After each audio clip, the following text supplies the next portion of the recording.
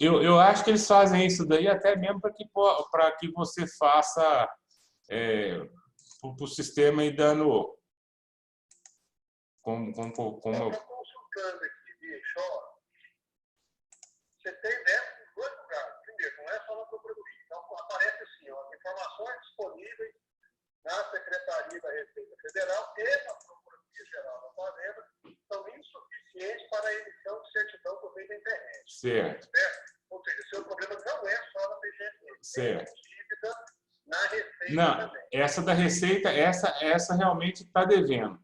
O problema é da. Não, não, mas essa da Receita vai ser paga.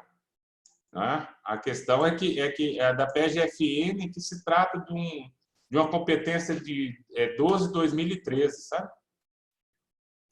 Estava parcelado. Pois é, aí não tem jeito, cara. Aí o indicado realmente seria você fazer. Isso que você está querendo explicar por telefone, você coloca no pedido lá, ou simplesmente fica, você tem essa competência aí, 08/2013, indica o número da FNSB, ou do DEDCAT, né, que são essas dívidas dessa previdência, né?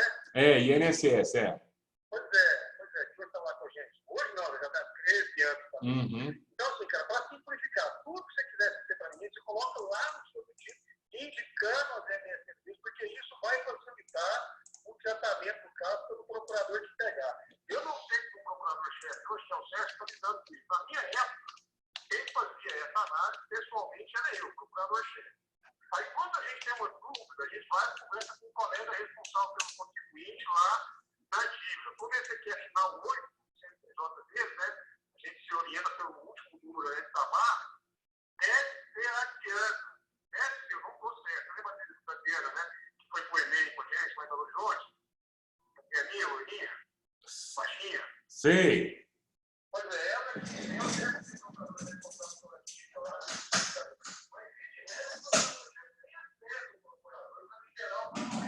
Certo.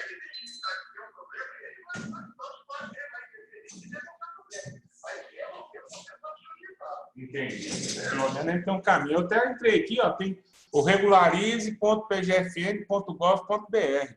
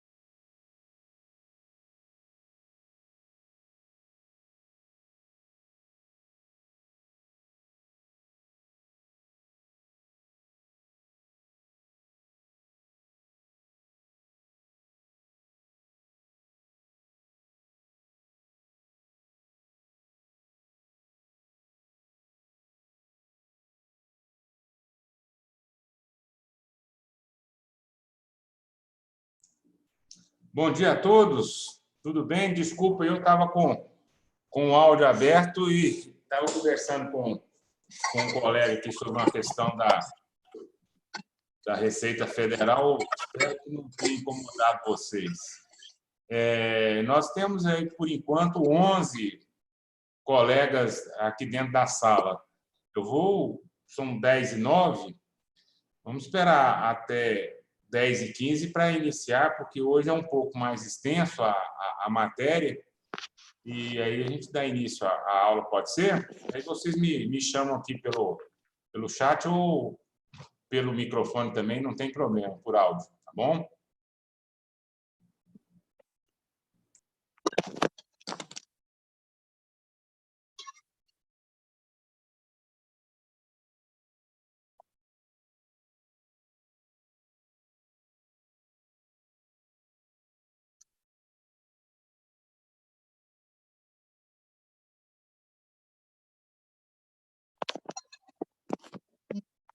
Pois é, essas coisas só acontecem comigo. Acontece com mais ninguém. Na verdade, isso aí foi culpa do meu pai, porque eu falei que eu queria o trem e tal, e ele não me deu dinheiro, ficou botando defeito. Aí depois que ele foi me dar o dinheiro, já era tarde.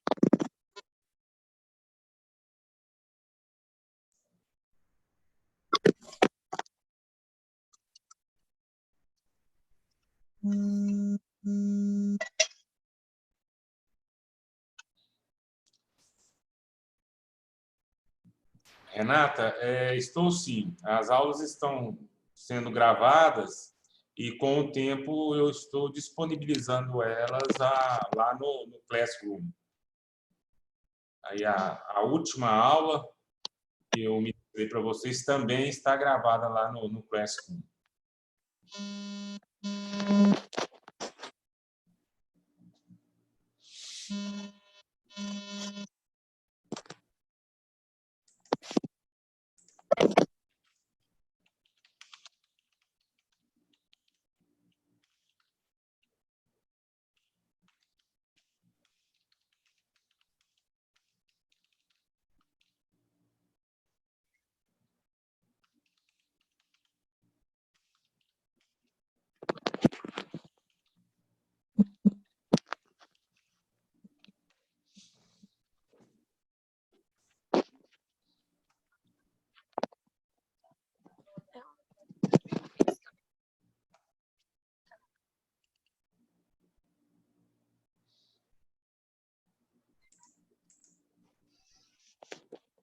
A galera dele, não era?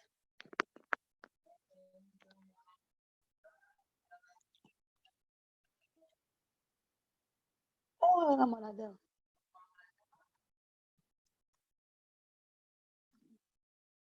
Era? Mas o parentesco também.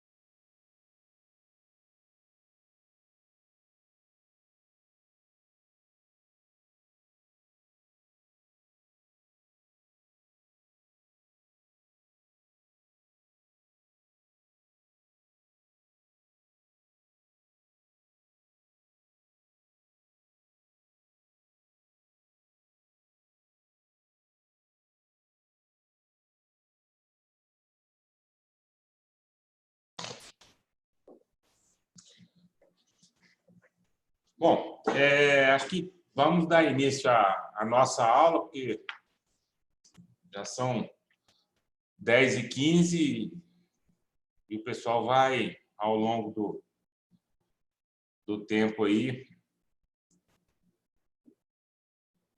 entrando na nossa sala.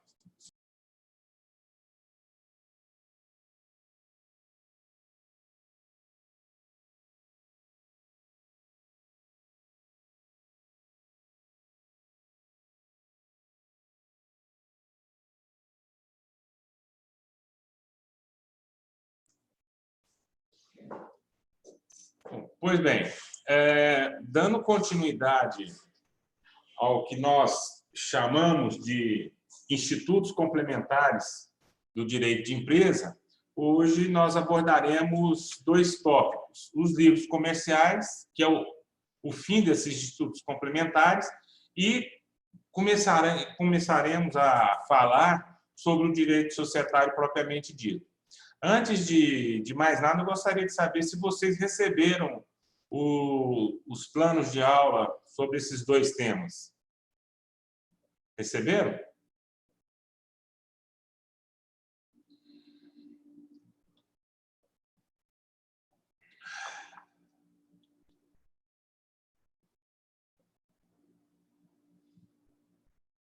Ok.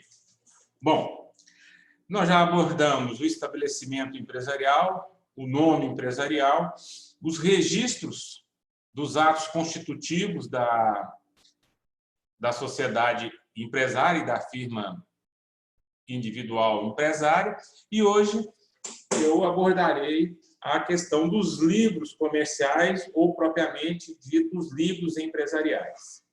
É importante vocês terem uma noção geral do que significa esses livros e para que esses livros servem. Esses livros, se a gente pudesse falar dessa forma, é uma radiografia de toda a vida da empresa. É nesses livros empresariais que a empresa, que o empresário descreverá o que aconteceu durante um ano. Por isso, nós temos livros obrigatórios e livros facultativos dentro da empresa. Os livros obrigatórios é o livro, o balanço anual patrimonial e o balanço anual de resultado econômico. O que é o balanço patrimonial? É o ativo e o passivo. O que a empresa tem de ativo? Ou seja, o que ela tem de bens? Bens materiais, bens imateriais, né? O que ela tem de dinheiro no banco? O que ela tem de estoque? E o que é o passivo? São todas as obrigações, obrigações civis, obrigações tributárias, obrigações trabalhistas a pagar.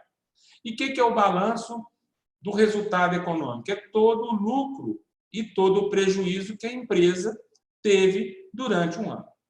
Então, de uma maneira geral, nós vamos verificar que os livros empresariais eles têm esta função. E mais, o registro desses livros na junta comercial é também um dos requisitos para que a atividade empresarial seja considerada regular. Conforme nós já abordamos, o artigo 966, ele traz as características da atividade empresarial. Ele traz a conceituação do que é o empresário. O que é o empresário, segundo o artigo 966? É todo aquele que desenvolve uma atividade econômica de forma organizada, profissionalizada e de forma habitual para a produção e circulação de bens e serviços. Ou seja, ele organiza todos os fatores da economia, capital, mão de obra, ensino e tecnologia para a produção e circulação de bens e serviços. Já o artigo 967, ele traz um pressuposto não para caracterizar o empresário, mas para caracterizar a regularidade da atividade empresária.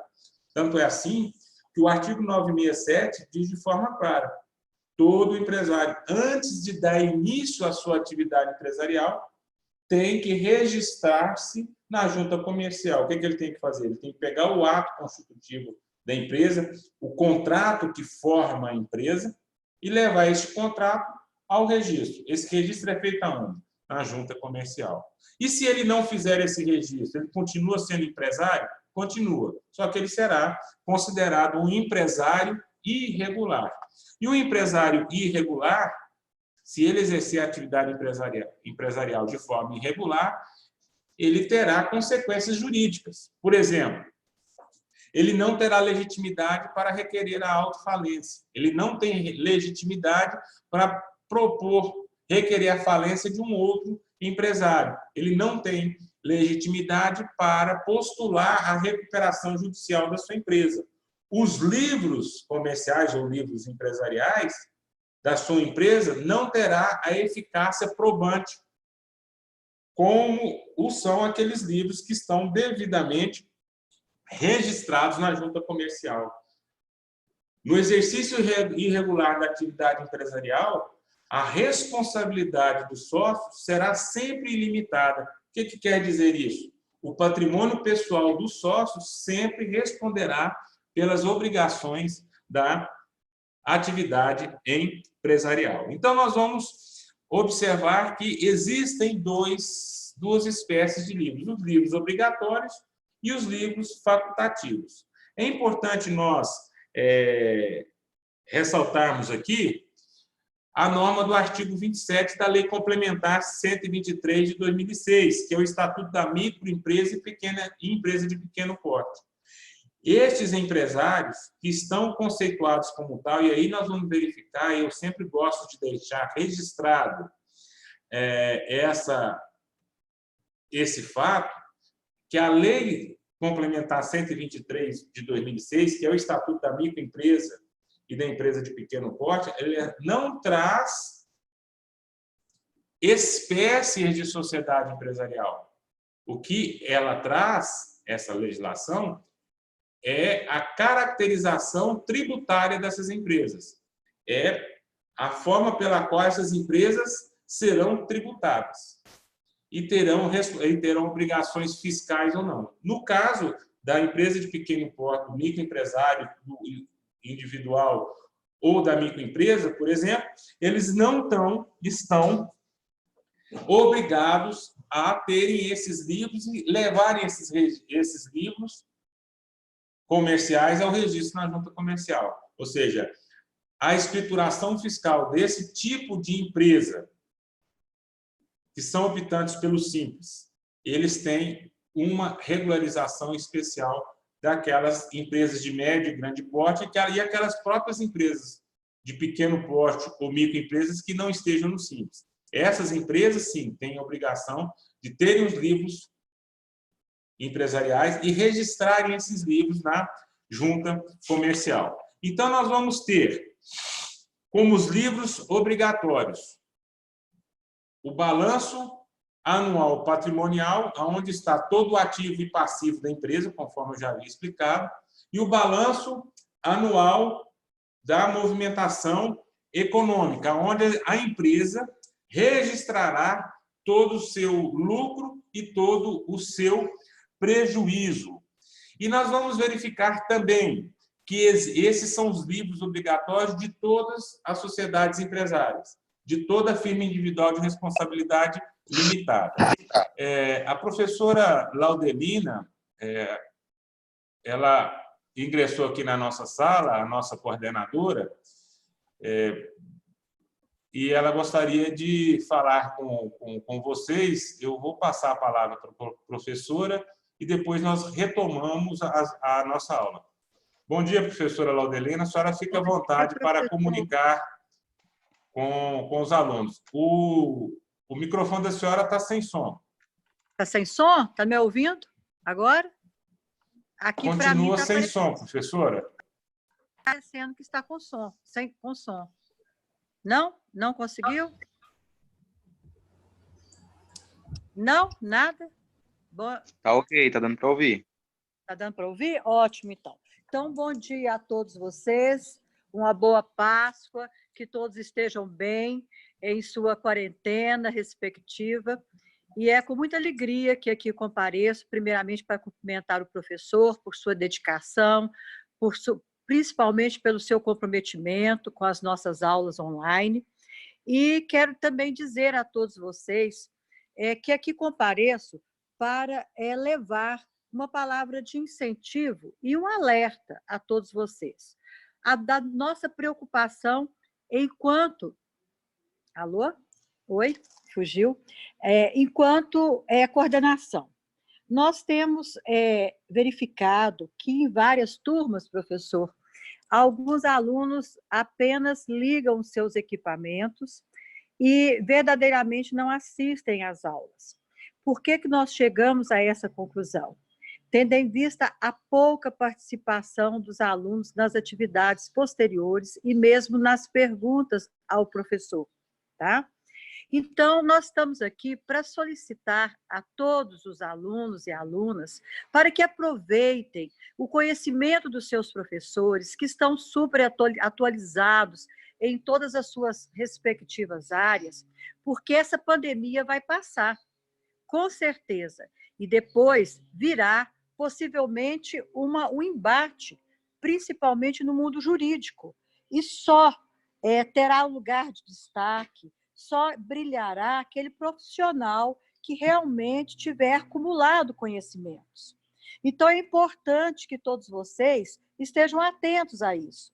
É um período de recolhimento, sim, mas é um período que todos precisam de acumular conhecimentos. Eu tenho certeza que cada um de vocês adentrou ao curso de Direito com o objetivo de serem excelentes profissionais, ou advogados, ou promotores de justiça, magistratura, querem entrar para a Polícia Civil, para a Polícia Federal, Defensoria Pública, ou seja, o direito oferece uma gama enorme de oportunidades. E os concursos virão, o exame da OAB também, e, com certeza, o êxito será daqueles que não pularam nenhuma aula, realmente acumularam o conhecimento, aproveitaram do conhecimento que o professor repassou. Então, este o alerta da coordenação do curso. Nós estamos aqui à disposição de todos. Eu sempre deixo o meu celular com todos os representantes. Aqueles que quiserem falar conosco, fiquem à vontade para, no particular, nos procurarem. Mas, por gentileza, aproveitem esse período de aulas online, aproveitem o máximo possível de cursos online, gratuitos, que toda a internet está oferecendo, tá? Leiam livros online, se não tiverem em suas casas os físicos, mas não deixem de se atualizarem. Por favor, se atualizem todos os dias. Muito obrigada, professor, por essa oportunidade, tá? Um abraço a todos vocês.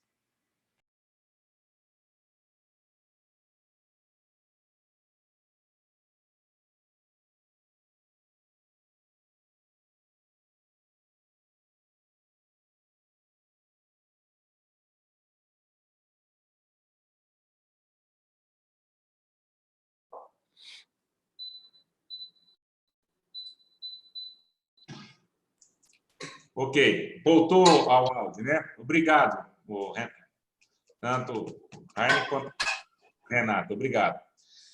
Então, nós temos a obrigatoriedade do empresário de fazer o registro dos seus livros.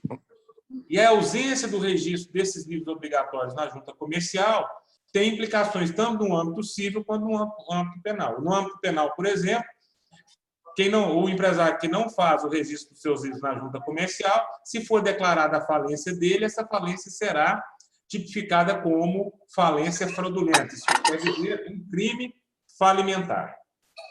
E do âmbito civil, essa atividade empresarial será considerada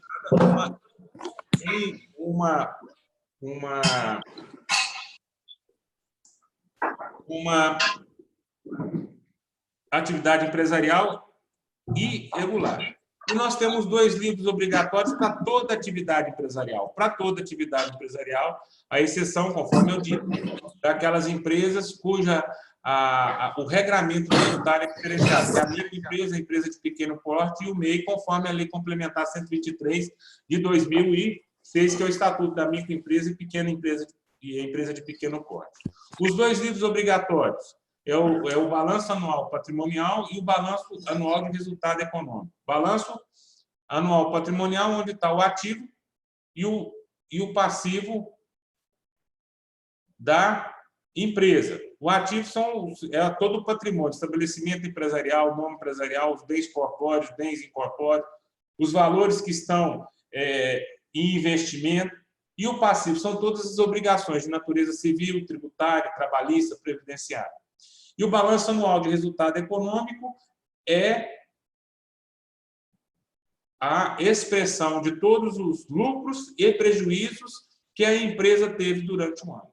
Esses balanços deverão ser apresentados necessariamente até o último dia do primeiro quadrimestre do ano, ou seja, até o dia 30 de abril de cada ano.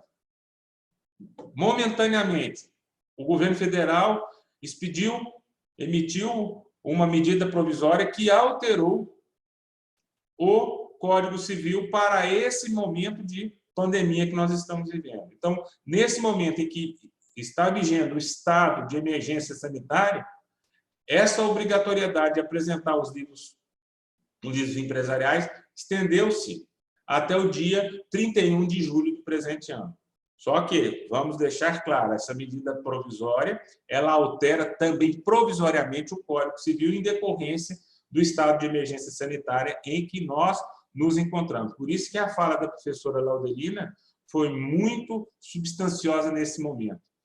E volto, e sempre digo dentro de sala de aula, o curso de Direito depende 99% do próprio aluno, de se interessar, de se interagir, de ir buscar conhecimento.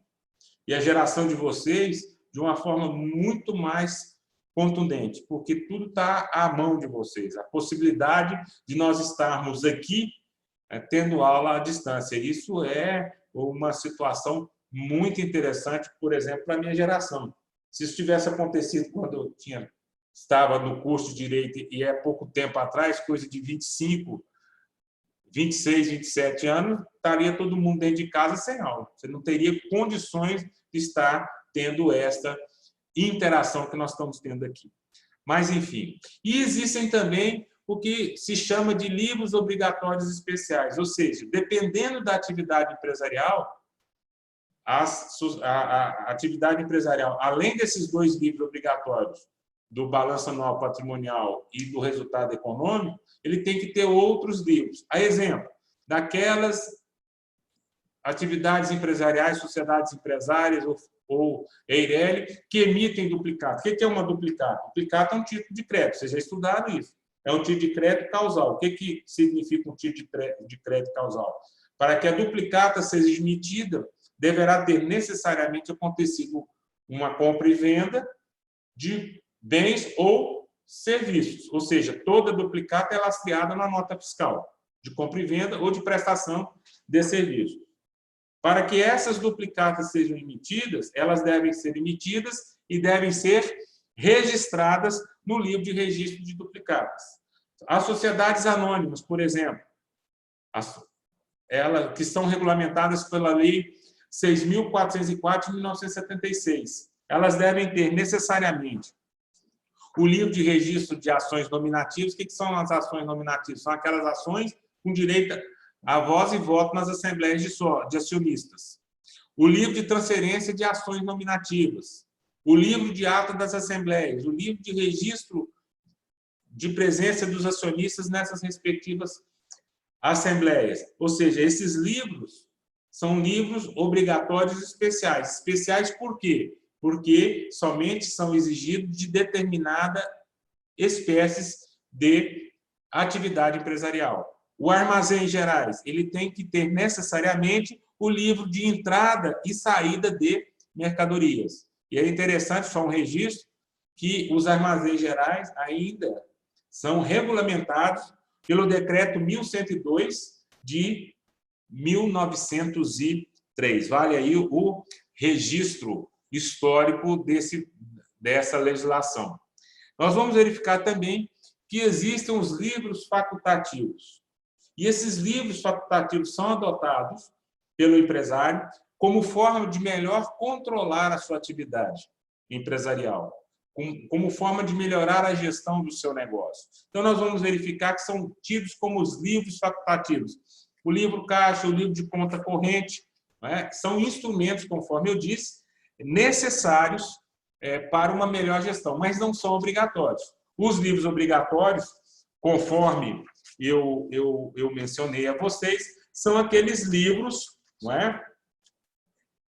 São aqueles livros enumerados lá no artigo 1180 do Código Civil. São livros obrigatórios a todas as sociedades, a toda a atividade empresarial. E existem também os livros facultativos, conforme eu mencionei aqui, para determinadas atividades. Eu exemplifiquei sociedade anônima, né? Aquelas sociedades atividade empresarial que emite duplicata, os armazéns gerais que têm livros obrigatórios, mas especiais em decorrência dessa atividade empresarial que desenvolve. Bom, e para haver a regularidade na escrituração. O que é escrituração? Escriturar quer dizer preencher mesmo os livros. Esses livros eram livros físicos, de papel. Hoje, esses livros eles são livros de forma eletrônica. Mas para que esses livros sejam escriturados e levados ao registro na junta comercial, primeiro, eles têm que ser escriturados e subscritos por um profissional habilitado. Esse profissional é o contabilista. Quem é o contabilista? É o bacharel em ciências contábeis, registrados no órgão de regulamentação e fiscalização da profissão, que é o Conselho Regional de Contabilidade. Então, somente esses profissionais podem escriturar e têm responsabilidade profissional e pessoal sobre esta escrituração. Por quê? Para vocês terem uma ideia, os livros empresariais para efeitos penais, eles são considerados documentos públicos. Então, a falsidade ideológica de conteúdo, a falsidade material na própria formatação do documento é considerado crime de falsificação de documento público e penalizado de uma forma, não é, mais rigorosa. É a norma lá do artigo 297, parágrafo 2º do Código Penal brasileiro. Então, nós vamos verificar que o artigo 1183 traz os requisitos intrínsecos desses livros empresariais. Por exemplo, ele tem que ser registrado no idioma nacional, ou seja, no vernáculo, na língua portuguesa. Tem que ser expresso toda a escrituração em moeda corrente, ou seja, em reais. Não pode ser em moeda estrangeira.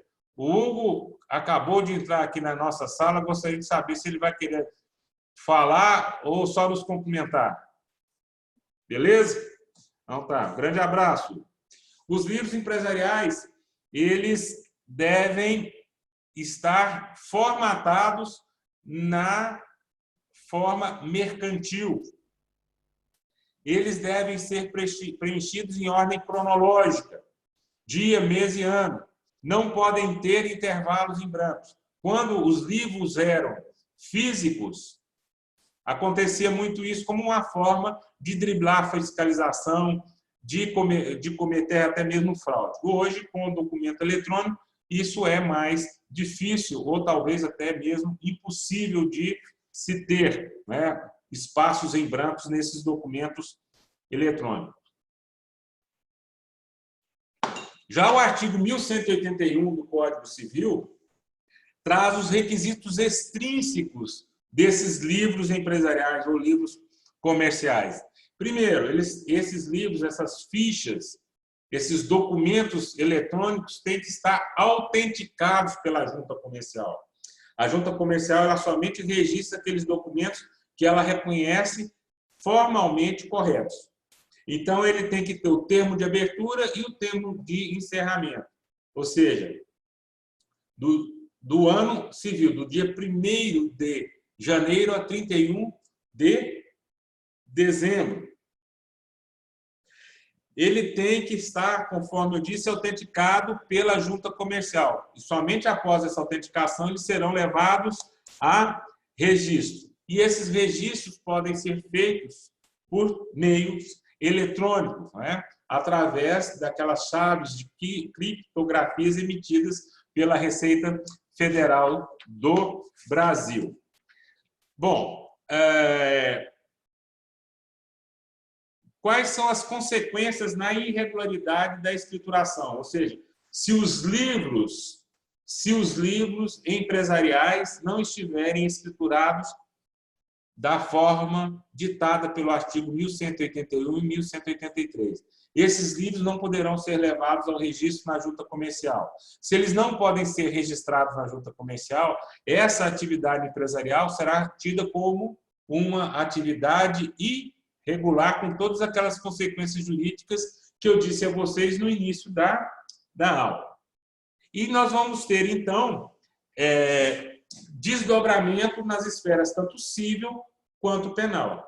Então, a irregularidade na escrituração dos livros comerciais na esfera civil, no processo civil, é que eles perderão a eficácia probatória, segundo o artigo 418 do Código de Processo Civil. O que eu quero dizer com isso? Os livros empresariais escriturados da forma correta, eles servem de prova para seu autor. O que é isso? Tudo aquilo que lá está expresso é tido como verdadeiro. Admite-se prova em contrário? Admite-se. Mas o ônus de se provar em contrário é de quem? É da outra parte. Agora, se os livros não estiverem escriturados de forma regular, além da atividade empresarial ser considerada irregular, porque eles não vão poder estar registrados na junta comercial, eles terão um efeito inverso. Eles servirão de prova contra o seu autor. Ou seja, caberá ao empresário provar que o que lá está expresso nos livros ou é verdadeiro ou não condiz com a realidade. Isso é uma norma absolutamente importante do ponto de vista do processo civil, porque ali estará definido o ônus processual. E aí é muito importante nós verificarmos lá o artigo 373 do Código de Processo Civil. O ônus compete a quem? Aquele a quem alega. Se os livros empresariais estiverem formalmente escriturados, basta o empresário apresentá-los em juízo, para que o ônus seja transferido à outra parte. E se os livros empresariais não estiverem escriturados de forma correta, o ônus passa a ser de quem? Do empresário, que é o autor desses respectivos livros empresarial. E na esfera penal?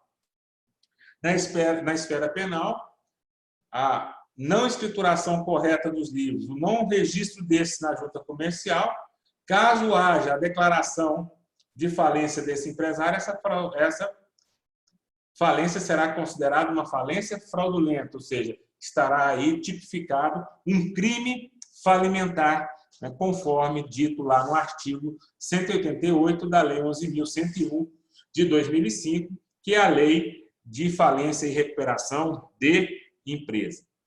O artigo 1194, por sua vez, traz uma norma interessante, inclusive para a nossa própria vida pessoal. Os livros comerciais ou empresariais, eles devem ser guardados, arquivados, conservados, pelo prazo da prescrição da pretensão jurisdicional a ser pleiteada ou decadencial. Ou seja, né, o empresário tem que guardar os livros até escoar o prazo da prescrição ou da decadência. O que é a prescrição? É a perda do direito à postulação jurisdicional invocada. E a decadência, a perda do próprio direito. Exemplo: os créditos de natureza tributária, segundo o decreto-lei lá de 1933. A prescrição é quinquenal. Tem que se guardar, por exemplo, o comprovante de pagamento do imposto de renda da pessoa jurídica, no mínimo por 5 anos. No mínimo por 5 anos. Não é? O pagamento das taxas de iluminação, por mínimo 5 anos.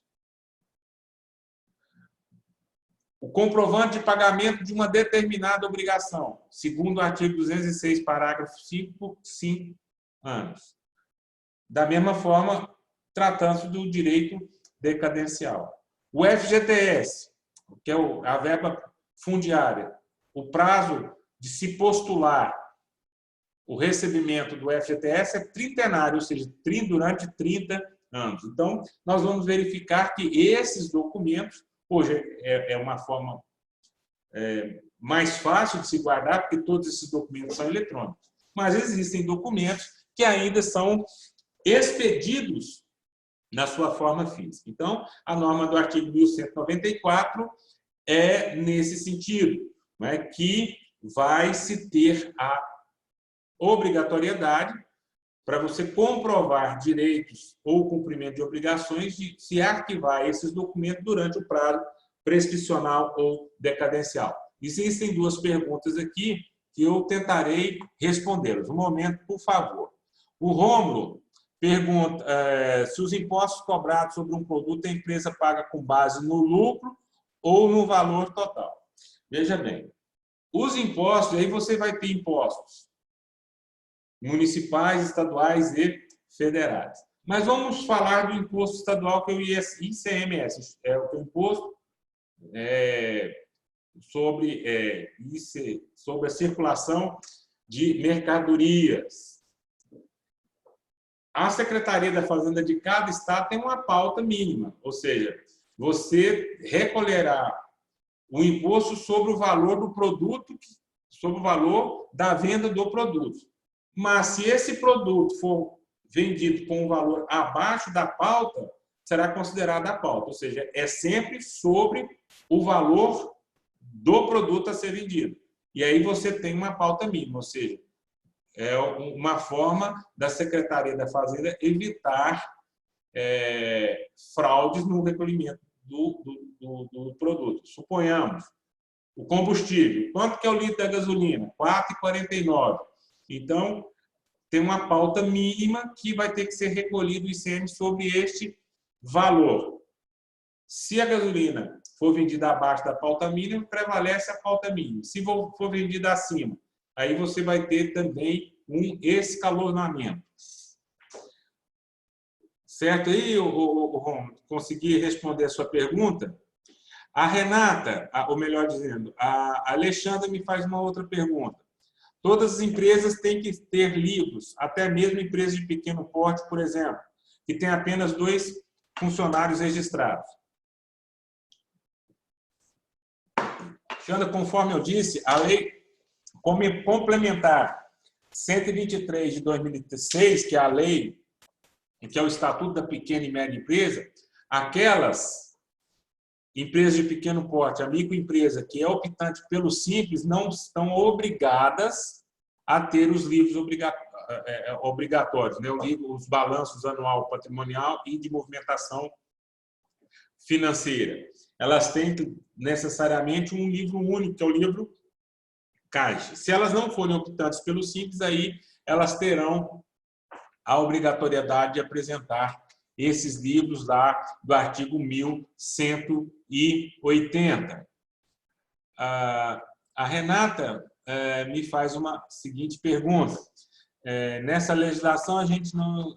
Entre os livros obrigatórios comuns a todos e os específicos. Por exemplo, o diário é comum a todos, mas registro de ações nominativas é obrigatório só para SA. Isso mesmo, né? Nós temos lá os livros obrigatórios comuns a todas as atividades empresariais, que é o livro o balanço anual patrimonial de movimentação financeira.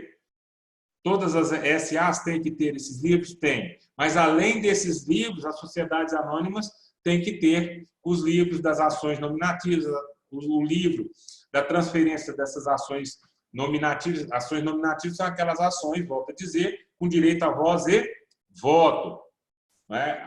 O livro de registro das assembleias dos acionistas, o livro de presença dos acionistas nessas respectivas assembleias.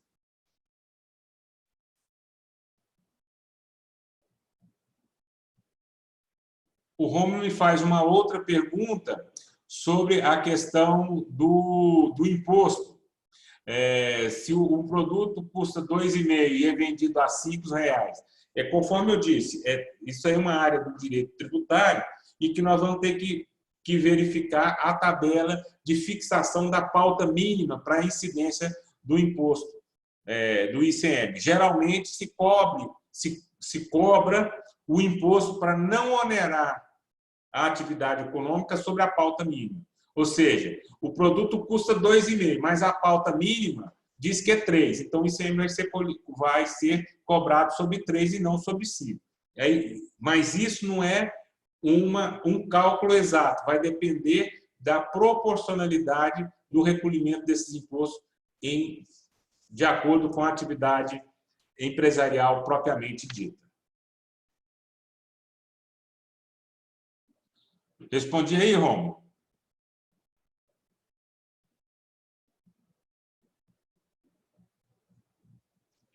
Ok. Bom, os livros empresariais, eles são resguardados por sigilo. Ou seja, o empresário somente estará obrigado a apresentá-los por ordem judicial e quando se trata de discussões dentro da própria relação empresarial.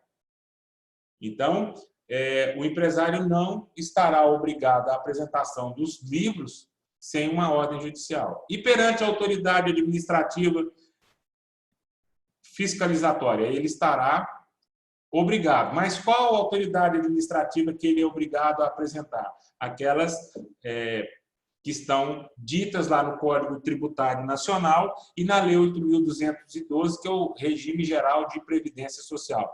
Ou seja, os auditores da Receita Federal, os auditores do Instituto Nacional do Seguro Social têm poder de polícia para verificar os livros empresariais. Ou seja, o sigilo não prevalece em relação à autoridade fazendária.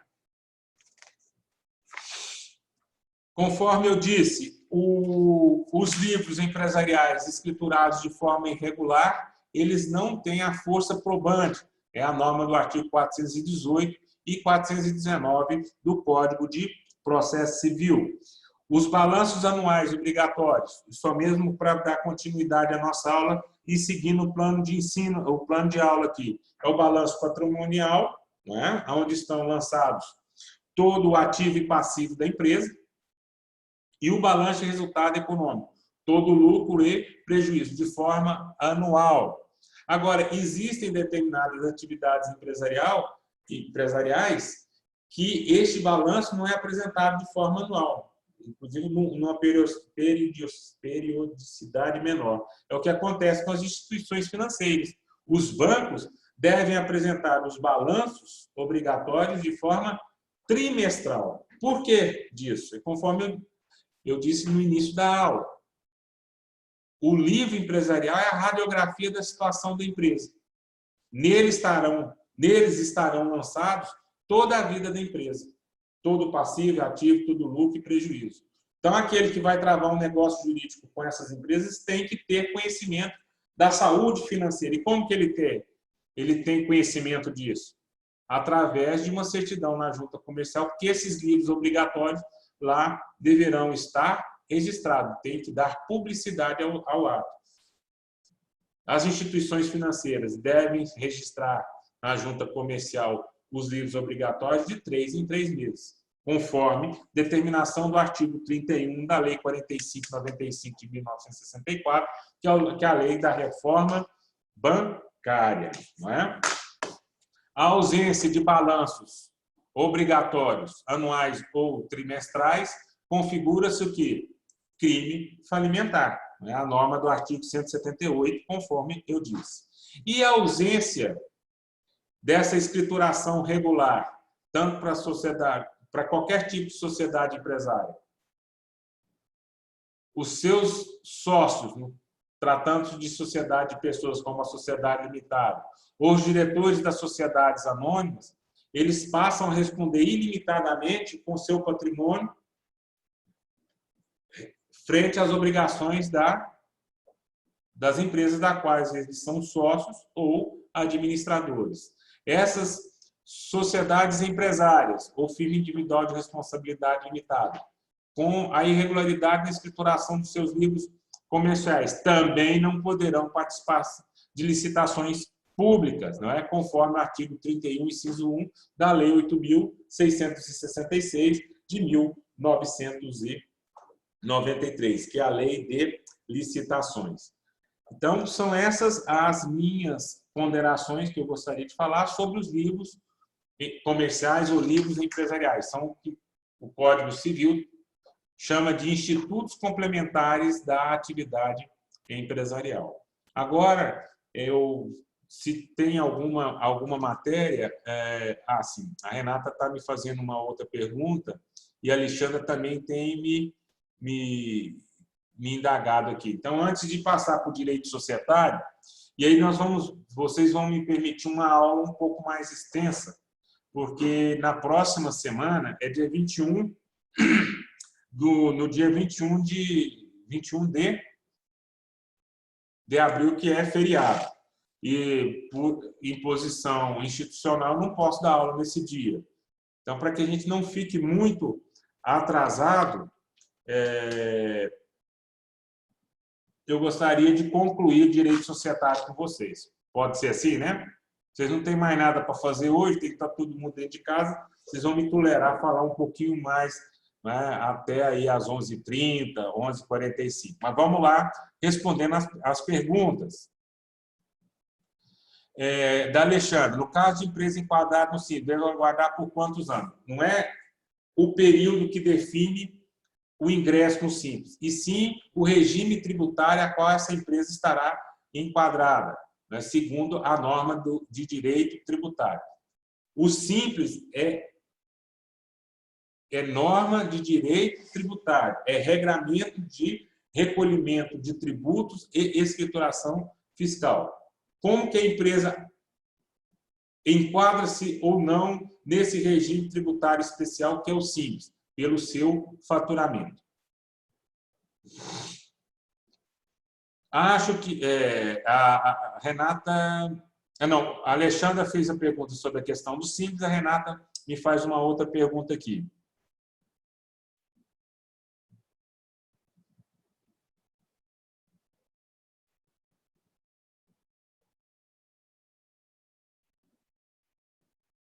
A Renata está perguntando se essas questões dos livros comerciais, empresariais, por exemplo, o livro caixa, para aqueles optantes do Simples Nacional, o livro diário, né, que é os livros lá do artigo 1180, entram ou não na nossa matéria? Olha, eu teria que me recorrer lá no conteúdo programático, mas é importante, em tese está dentro do direito de empresa, mas é importante vocês terem este conhecimento para entenderem a dinâmica da escrituração desses livros obrigatórios. Então, independentemente de estar na matéria do conteúdo programático, eu sempre presto estas informações aos alunos para que tenham essa complementação do conteúdo e informação sobre as atividades empresárias. De fato, escapa muito da órbita do ponto de vista jurídico diretamente, é muito mais ligado às ciências contábeis, não é? À própria tributação, mas para que vocês, enquanto operadores do direito, possam ter informações, no mínimo, básicas da forma pela qual há essa estruturação da contabilidade dentro das empresas. Eu consegui responder, Renata? Seria essa a sua pergunta? Não sei se eu também consegui compreender. Se você quiser fazê-la por áudio, não tem problema. E, de repente, a gente faz uma leitura mais rápida aqui do chat e não consegue compreender.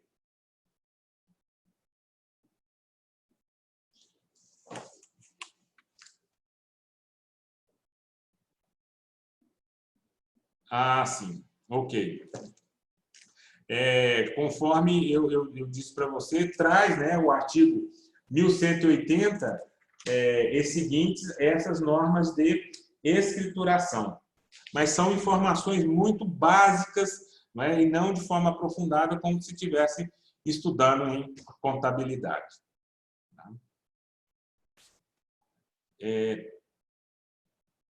Mais alguma outra pergunta sobre a questão dos livros empresariais? Podemos já passar para o estudo do direito societário? Ok? Bom, conforme a norma do artigo 982 do Código Civil, e aí vocês vão me permitir uma leitura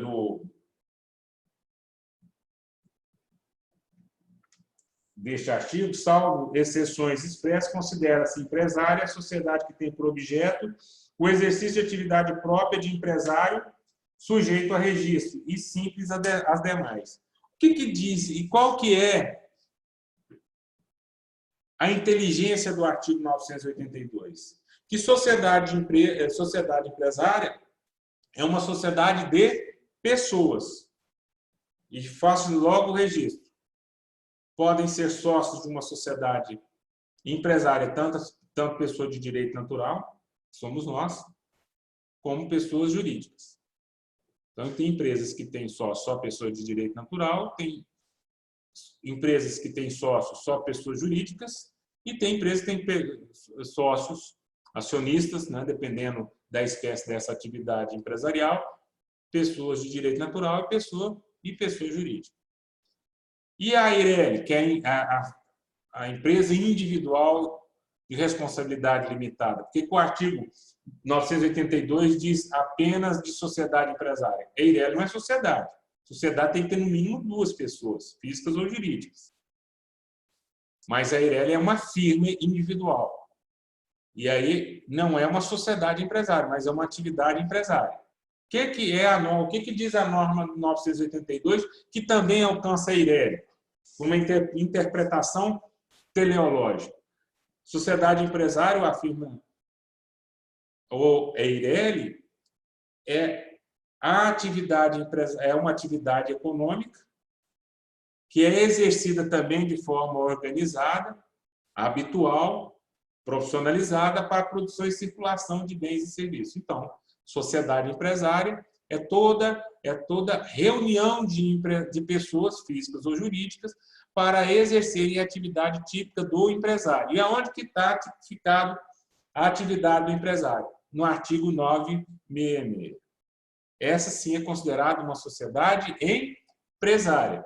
Agora, para ser considerada uma sociedade empresária, ela tem que ter necessariamente os seus atos constitutivos, o contrato social, o estatuto social, que é o documento que as constitui, que as formam, registrada na junta comercial.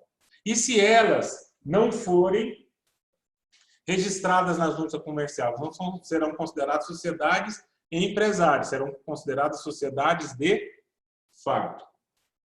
E as sociedades que a legislação diz que não são sociedades empresárias, como a sociedade de advogados, será considerada uma sociedade simples. A norma geral é que quem exerce atividade econômica é uma sociedade empresária, à exceção do que for determinado pela legislação como sociedade simples. Exemplo, sociedade de advogados. Por quê? Porque o artigo 15 da Lei 9.806 de 1994 diz que toda sociedade de advogados será uma sociedade simples e não uma sociedade empresária. O que traz a norma do parágrafo único do artigo 982? Toda sociedade anônima é considerada sociedade empresária. Toda cooperativa, independentemente do seu objeto, pode até ser uma cooperativa de crédito, Sicoob, vocês já viram essa expressão no meio da rua. O Sicoob é as cooperativas de crédito. Será considerada uma sociedade simples e não uma sociedade empresária. E nós vamos verificar que toda sociedade empresária é uma pessoa jurídica. Toda sociedade é uma pessoa jurídica de direito privado. As pessoas jurídicas se dividem em duas. Pessoa jurídica de direito público interno, a União, os entes da Federação, Estados e Distrito Federal e municípios. Essas pessoas jurídicas de direito público têm posição privilegiada em relação a todas as demais pessoas jurídicas. Por quê? Porque elas representam o interesse coletivo, o bem público, que é o bem de toda a sociedade. Tem regramento próprio e de forma privilegiada. Existem também as pessoas jurídicas de direito público externo, que são os países estrangeiros, dotados aí de soberania, os organismos internacionais, como, por exemplo, a ONU. Então, esses são pessoas jurídicas de direito público externos. Voltando, as pessoas jurídicas de direito público interno, a União, esta tem soberania. E os entes federados têm autonomia. E existem também autonomias que são compartilhadas, aí, segundo o regramento constitucional, né, entre a União e os entes da federação. É o que nós estamos enxergando aí durante esse processo, né, do estado de emergência sanitária, onde estados e municípios podem também adotar, segundo a autonomia que a Constituição lhes dão o quê? Regras específicas para o combate, como o isolamento social. Ou seja, são normas que são compartilhadas entre os entes da federação e a própria União. E existem as pessoas jurídicas de direito privado. As pessoas jurídicas de direito privado são divididas também em duas. As pessoas jurídicas de direito privado consideradas estatais e as não estatais. Quais são as estatais? As empresas jurídicas de direito privado estatais são aquelas cujo capital social são formados por dinheiro público, de forma exclusiva ou majoritária. Então, as empresas estatais dividem-se também em duas. As empresas públicas, cujo capital social é exclusivamente público, Caixa Econômica Federal. Quem que é dono da Caixa Econômica Federal? A União. E as sociedades de economia mista, onde o capital social dessas empresas é majoritariamente público. Exemplo, Banco do Brasil, Petrobras. Quem que é o sócio majoritário dessas pessoas jurídicas de direito privado? A União. Ou seja, o sócio majoritário dessas empresas é a União. Ou seja, o capital social é formado majoritariamente com dinheiro público. E nas empresas públicas, o capital social é formado exclusivamente com dinheiro público. É o caso da Caixa Econômica Federal. A Saneago S.A. é uma sociedade de economia mista, cujo sócio majoritário é o Estado de Goiás. É uma sociedade, então, de economia mista. E nós vamos verificar também que existem as pessoas jurídicas não estatais, que são todas as demais sociedades e empresários, fundações, associações e sindicatos. Né? E nós vamos verificar que as pessoas jurídicas de direito privado, estatais ou não estatais, elas são regidas pelo princípio da igualdade de condições. Não existe um privilégio da empresa estatal em relação a uma empresa não estatal. A pessoa jurídica de direito público, aí sim, prevalece, elas têm normas que prevalecem sobre as demais pessoas jurídicas de direito privado por representarem o interesse público. Agora, as pessoas jurídicas de direito privados estatais, não, elas são consideradas empresas e, portanto, terão, né, segundo a norma constitucional, o mesmo tratamento em relação às demais empresas, pessoas jurídicas de direito privado consideradas como não estatais. E aí as sociedades não estatais, elas subdividem-se, conforme eu disse, em sociedades empresárias e sociedades simples. Como é que você distingue uma sociedade empresária de uma sociedade simples? Pela forma pelo qual o objeto social dessas sociedades é explorado. Conforme eu disse, a regra geral é que quem explora a atividade econômica é sociedades empresárias. A sociedade simples é exceção conforme ditado pela legislação. Por exemplo, as sociedades de profissionais liberais. É a norma lá do parágrafo único do artigo 966. Sociedade de advogado, que tem a lei, o Estatuto da Advocacia assim diz. As cooperativas, conforme a Lei 5.764 de 1971, também assim o diz, que sempre será considerada uma sociedade simples. Como a sociedade anônima, também por força do parágrafo único do artigo 982. E, segundo a Lei 6.404 de 1976, que é a Lei das SA, essas empresas serão sempre consideradas, essas sociedades sempre serão consideradas sociedades empresárias. Então, a norma geral é que quem explora a atividade econômica são as empresas. Sociedade simples sempre será caracterizada por força de lei.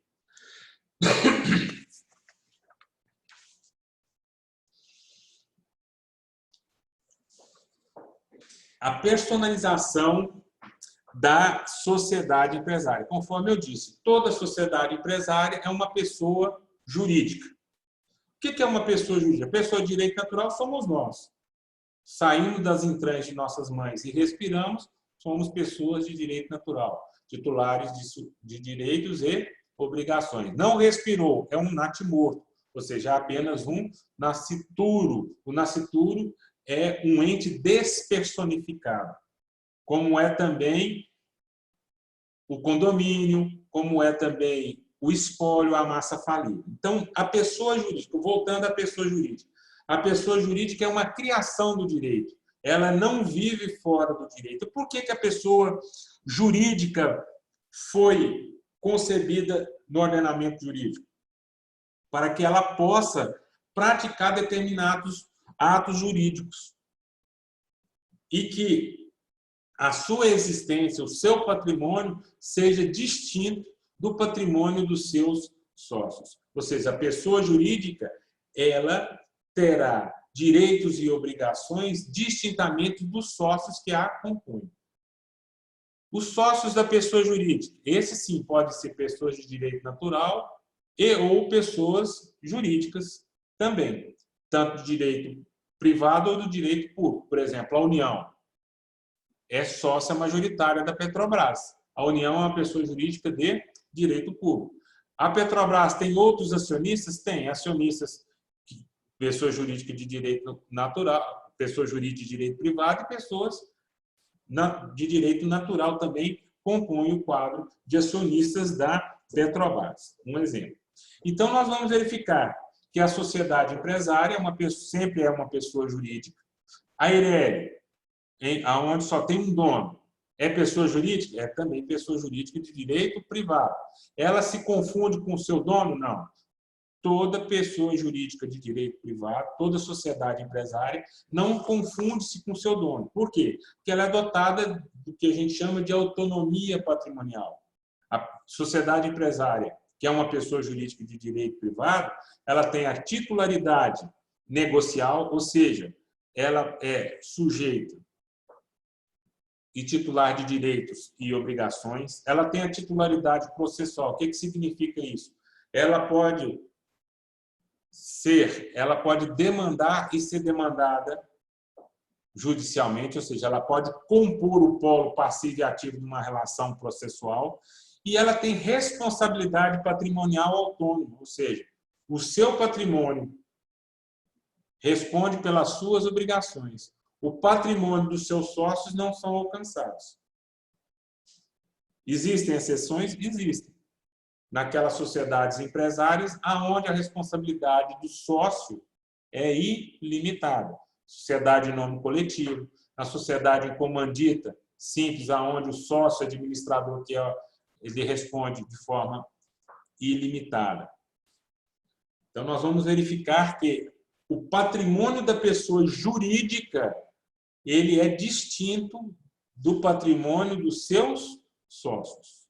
Então, nós vamos verificar, então, que a pessoa jurídica de direito privado, constituída como uma sociedade empresária, tem a titularidade negocial, porque é sujeita de direitos e obrigações. Tem a titularidade processual, porque ela pode compor o polo ativo ou passivo da relação processual. E também tem a sua responsabilidade patrimonial, ou seja, os seus bens corpóreos ou incorpóreos respondem por suas respectivas obrigações. A sociedade empresária, ela pode chegar ao fim, né? Ela pode ser extinta? Pode. Né? Os sócios, por deliberação da sua maioria, podem fazer a alteração do contrato social e estabelecer que essa sociedade chegou ao fim. Ela será extinta. Se os sócios assim deliberarem, essa sociedade será liquidada, será feita a realização do ativo e o pagamento do passivo. O que isso significa? Realizar o ativo é vender os bens da empresa para que possam ser pagos todas as suas obrigações. E o que remanescer? Aí o que remanescer será dividido entre os seus sócios proporcionalmente à participação de cada um no capital social. Existem outras formas de extinção da sociedade empresária? Existe. Uma delas é a falência.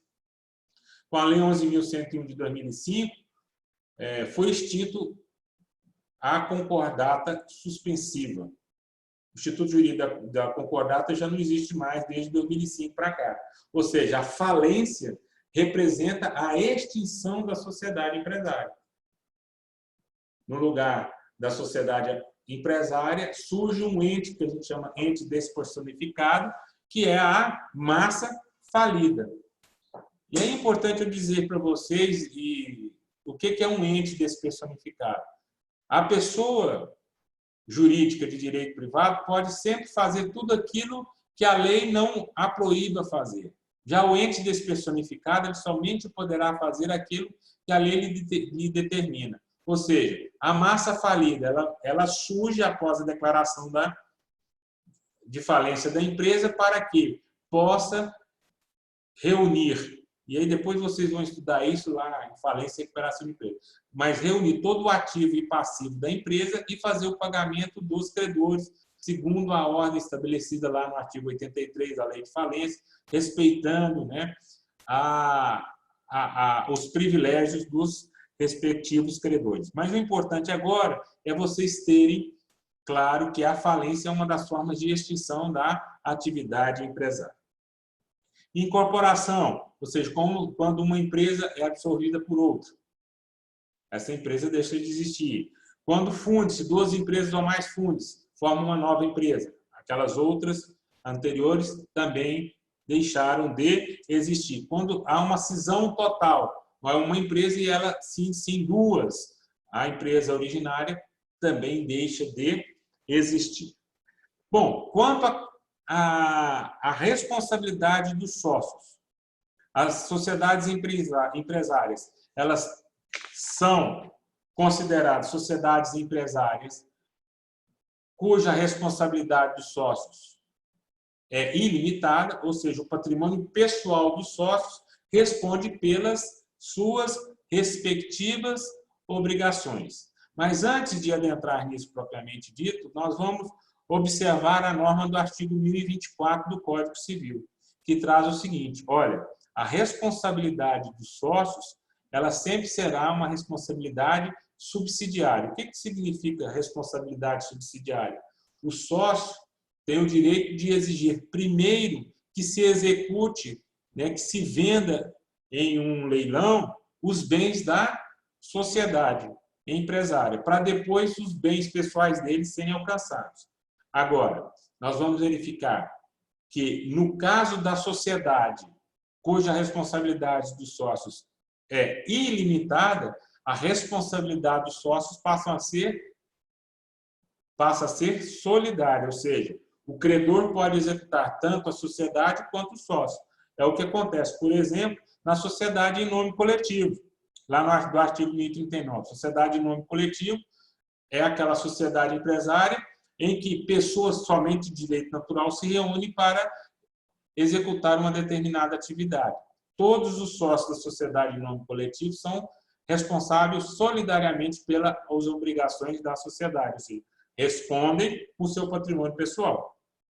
O sócio comanditado, ou seja, o sócio administrador da sociedade comandita simples, ele também responde de forma solidária, ou seja, a responsabilidade dele é de responsabilidade ilimitada. Né? A norma lá do artigo 1045. O sócio administrador da sociedade comandita por ação, a mesma situação. O sócio da sociedade de responsabilidade limitada até o momento em que ele integraliza o capital social. Ele também responderá de forma ilimitada pelas obrigações. O que é o capital social? O capital social é o patrimônio que constitui uma empresa. Uma empresa vai ser formada. Para que ela seja formada, ela tem que ter um capital social. Esse capital social ele é formado tanto por dinheiro quanto por bens, corpóreos e incorpóreos. Quem que integraliza o capital social? Os sócios.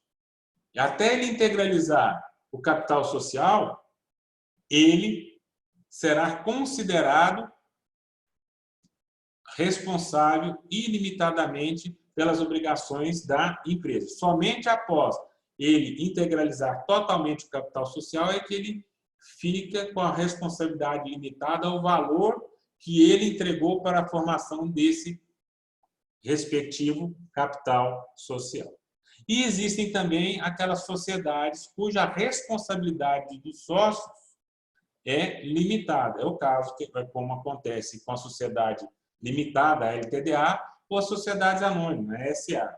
E a Eireli? A responsabilidade do dono da Eireli é limitada? É limitada. Tanto é assim que o artigo 980 a intitula como empresa, não sociedade, porque a pessoa tem um dono, empresa individual de responsabilidade limitada. O patrimônio da Eireli não confunde com o patrimônio pessoal do seu dono.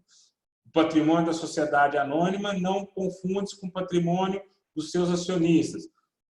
O patrimônio de uma sociedade limitada não confunde com o patrimônio individual dos seus sócios. Né? São pessoas jurídicas cuja responsabilidade patrimonial é distinta dos seus sócios.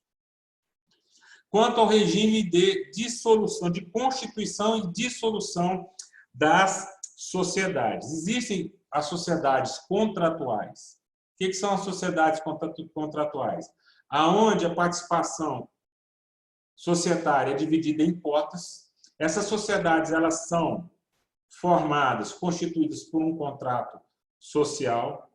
Nessas sociedades contratuais, os sócios, terceiros estranhos, somente poderão ser admitidos se não houver a reprovação, no mínimo, de 3/4 do capital social. Por quê? Essas sociedades contratuais também são chamadas sociedade de pessoas, são as sociedades limitadas. Se você não quer, você não precisa ficar casado com uma pessoa que você não mais gosta dela, que existe desde 1977, a lei do divórcio, você também não é obrigado a continuar sócio daquela pessoa que você não mais confia nela. Não é? Porque para se ter uma sociedade de pessoa tem que ter o quê? Afectos societários, ou seja, você tem que ter a confiança nesta pessoa. Então, as sociedades contratuais, elas têm essas características. E existem também as sociedades institucionais ou sociedades de capital, como a sociedade anônima, aonde prevalece o quê? O princípio da livre circulação das suas ações. Por isso que toda sociedade anônima de capital aberto, as suas ações são vendidas na Bolsa de Valores. Eu posso comprar ações do Banco do Brasil, da Petrobras, do Banco Santander, do Itaú? Posso. vou lá na Bolsa de Valores e faço a aquisição dessas ações. Por isso que elas são chamadas sociedades empresariais institucionais ou sociedades de capital. Elas podem ser dissolvidas pela vontade da maioria dos seus acionistas, titulares daquelas ações chamadas nominativas. A participação societária nas sociedades institucionais ou de capital, elas são chamadas ações, por isso que são acionistas. Nas sociedades contratuais ou de pessoas, a participação societária são chamados de cotas, então são chamados de sócios ou cotistas. Quanto à alienação das sociedades, conforme eu disse, e participação... Espera aí, que eu já... desculpa, é o item 7 aqui. Quanto à quantidade de sócios, a sociedade empresarial ela pode ser considerada pluripessoal ou unipessoal. Não existe sociedade unipessoal, né? Sociedade unipessoal é uma tecnia, e sociedade pressupõe-se a existência no mínimo de 2 pessoas.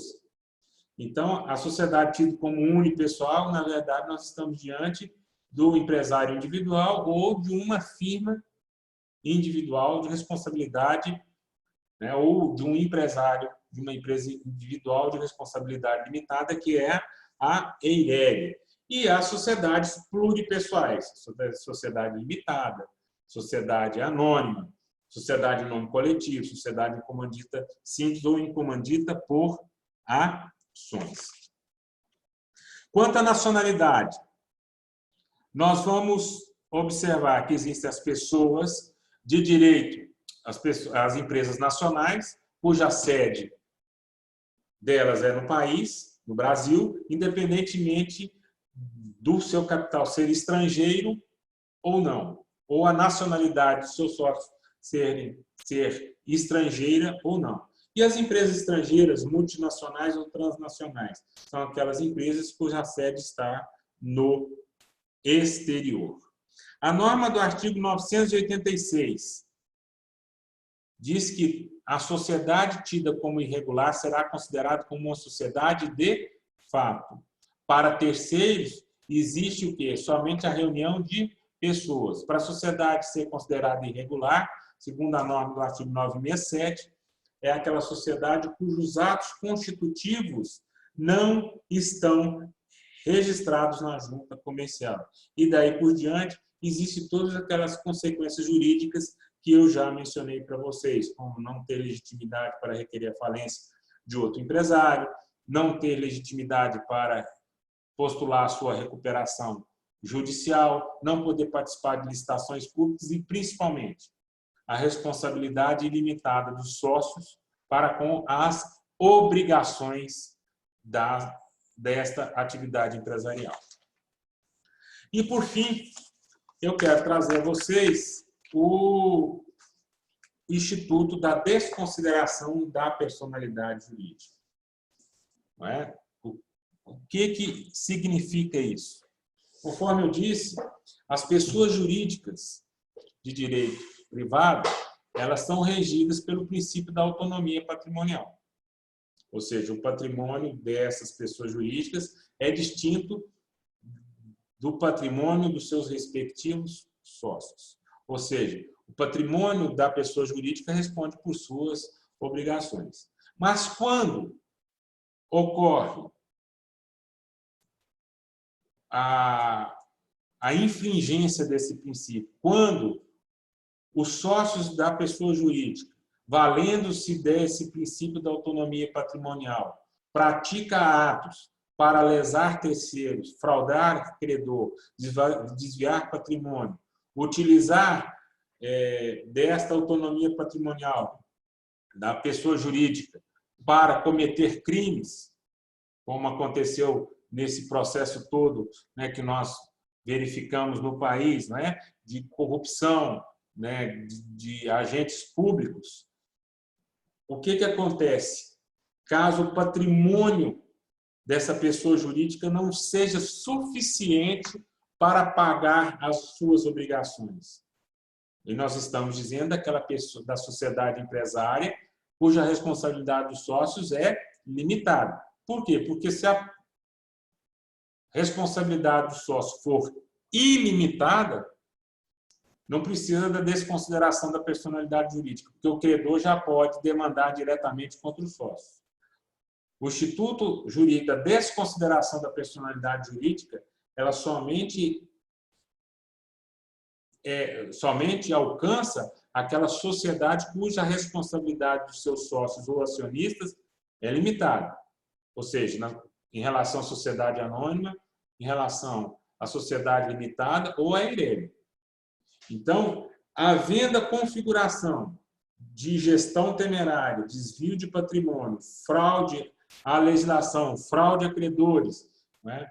Gestão contrária ao objeto social da empresa, que esteja no contrato social ou no estatuto, conforme descrito lá nos artigos 50 do Código Civil, artigo 28 do Código de Defesa do Consumidor, se numa ação de execução, numa ação de falência, né, o patrimônio da empresa não for capaz de pagar todas as obrigações e estiver comprovado essas situações descritas no Código de Defesa do Consumidor, artigo 28, e no Código Civil, no artigo 50, o credor poderá postular de forma incidental nessa ação de execução e na ação de falência o pedido de desconsideração da personalidade jurídica para que os bens dos sócios possam ser alcançados. E essa desconsideração da personalidade jurídica, ela tramitará de acordo com os artigos 133 a 137 do Código de Processo Civil. Então, não alcançou. Isso nós estamos dizendo no processo civil. E no processo do trabalho, o Tribunal Superior do Trabalho tem entendimento que se o empregador não tiver mais bens, os bens dos sócios poderão ser alcançados independentemente, né, da instauração desse incidente da desconsideração da personalidade jurídica. Existem já jurisprudências de alguns TRTs e alguns ministros do TST dizendo que tem que se obedecer o procedimento do artigo 133 a 137. Mas, no processo civil, na ação de execução ou na ação de falência, os bens da sociedade empresária ou da massa falida não forem suficientes para pagar a obrigação executada ou o passivo da falência, e se ficar caracterizada a gestão fraudulenta e todas aquelas situações descritas no artigo 50 do Código Civil ou artigo 28 do Código de Defesa do Consumidor, o credor, no caso da falência, o próprio Ministério Público pode requerer a desconsideração da personalidade jurídica, cujo procedimento, conforme eu disse, está lá no artigo 133 a 137. Aí sim, tem que se garantir a ampla defesa, o contraditório, né? Cita-se o sócio da empresa, porque ele não faz parte do processo, né? Intima-se a empresa para manifestar sobre o pedido, né, de desconsideração da personalidade jurídica, eles contestam, né? O ônus da prova será no processo, na relação civil do credor. Na relação de consumo, se houver a inversão do ônus processual, aí será do devedor provar o contrário. Mas a norma, né, do procedimento está lá no artigo 133 a 137. Bom, me desculpem aí o avançar da hora, são 11h34, mas estou à disposição para que a gente possa falar sobre o direito societário, né, do que a gente abordou aqui. Estou às ordens, caso vocês tenham alguma pergunta a ser feita.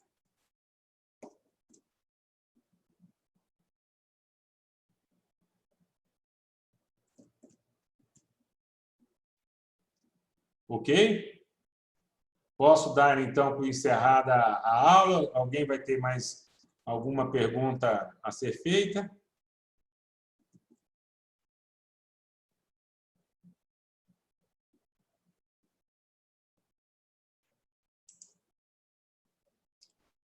Bom, Então, eu desejo a todos aí muita paz e tranquilidade, paciência, porque isso vai passar, né? Igual disse, né? Gilberto Gil na sua canção, vamos andando com fé, porque a fé não costuma falhar, né? E vocês tenham aí a liberdade de me perguntar, até mesmo depois da aula, se tiver alguma dúvida, eu estou à disposição para que a gente possa debater esse tema aí. Ok? Então, um bom dia a todos e até a próxima aula. Deve ser daqui, sem ser na próxima semana, na outra. Né? E se vocês quiserem marcar um outro momento para a gente poder debater o tema também, fiquem à vontade da gente poder agendar aí um horário sobre estas questões. Bom, até mais. Alguma pergunta? Podemos já encerrar, né? Até logo. Até mais.